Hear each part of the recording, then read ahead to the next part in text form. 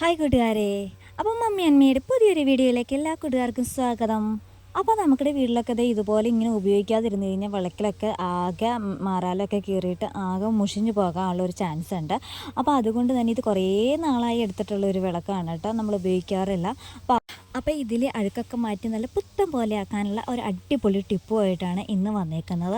അപ്പോൾ അതിന് വേണ്ടിയിട്ട് നമുക്ക് രണ്ട് ഐറ്റം മതി. ഒന്ന് നമ്മുടെ എല്ലാവരുടെയും വീട്ടിലുള്ളതുപോലെ തന്നെ ലിക്വിഡ് ജെല്ല് മതി. പാത്രം കഴുകാൻ ഉപയോഗിക്കുന്ന ലിക്വിഡ് ജെല്ലും പിന്നെ അതിലേക്ക് നമ്മളെ ലെമണില്ലേ അതും കൂടി ഒന്ന് പിഴിഞ്ഞൊഴിച്ച് കഴിഞ്ഞ് കഴിഞ്ഞാൽ നമുക്കിടെ ലിക്വിഡ് വാഷ് ഇവിടെ റെഡിയായി കഴിഞ്ഞു. അപ്പോൾ ഒരുപാട് വലിയ സൈസൊന്നും വേണ്ട കേട്ടോ, നാരങ്ങ ഒരു മീഡിയം സൈസ് മാത്രം മതി കേട്ടോ. എന്നിട്ട് അത് രണ്ടും ഞാൻ നന്നായിട്ടൊന്ന് പിഴിഞ്ഞൊഴിക്കുന്നുണ്ട്. അതിന് ശേഷം അത് നന്നായിട്ടൊന്ന് കൂട്ടി യോജിപ്പിക്കുക കേട്ടോ. എന്നിട്ട് നമ്മൾ വിളക്കിലേക്ക് ഇത് നന്നായിട്ടൊന്ന് പുരട്ടി കൊടുക്കുക കേട്ടോ. അപ്പം ഞാൻ അതിന് വേണ്ടിയിട്ട് ഈ നാരങ്ങയുടെ തൊണ്ടില്ലേ, ഈ തൊണ്ട് തന്നെ ഉപയോഗിച്ചിട്ടാണ് ഞാനിത് തൂത്ത് കൊടുക്കുന്നത് നന്നായിട്ട്. അപ്പം നമുക്ക് എത്രയാണോ പാത്രം കഴുകാനുള്ളത് അതനുസരിച്ചിട്ട് നമ്മൾ എടുക്കുന്ന സാധനത്തിൻ്റെ അളവിലും ചെറിയ വേരിയേഷൻ വരുത്തണം. ഞാനിപ്പോൾ ഏകദേശം 1 ടേബിൾ സ്പൂൺ എന്നോണാണ് ലിക്വിഡ് ഡിറ്റർജൻറ്റ് എടുത്തേക്കുന്നത്. അതുപോലെ തന്നെ ഒരു നാരങ്ങയാണ് എടുത്തേക്കുന്നത്. അപ്പോൾ ഈ വിളക്ക് കഴുകിയിട്ട് ബാലൻസ് വന്നിട്ടുണ്ട് കേട്ടോ. സാധാരണ പലർക്കും അറിയായിരിക്കും, വാളംപുളി ഉപയോഗിച്ചിട്ട് നമുക്ക് നിലവിളക്കൊക്കെ നന്നായിട്ട് കഴുകിയെടുക്കാനായിട്ട് പറ്റും. അപ്പം അതിൽ നിന്നും വ്യത്യസ്തമായിട്ടുള്ളൊരു മെത്തേഡാണ്.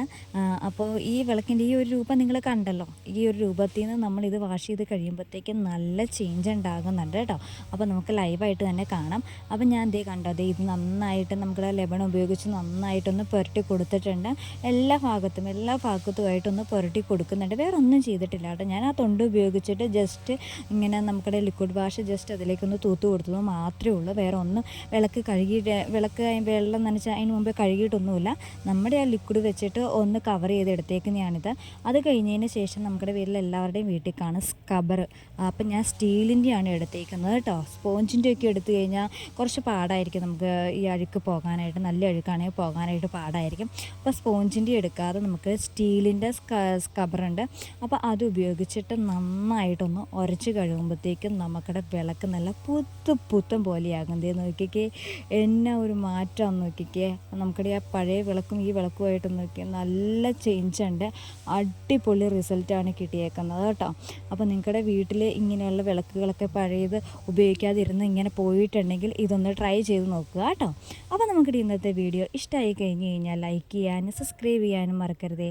അപ്പോൾ മറ്റൊരു അടിപൊളി ടിപ്പുമായിട്ട് നമുക്ക് വീണ്ടും കാണാം. അതുവരേക്കും ടാറ്റാ, ബൈ.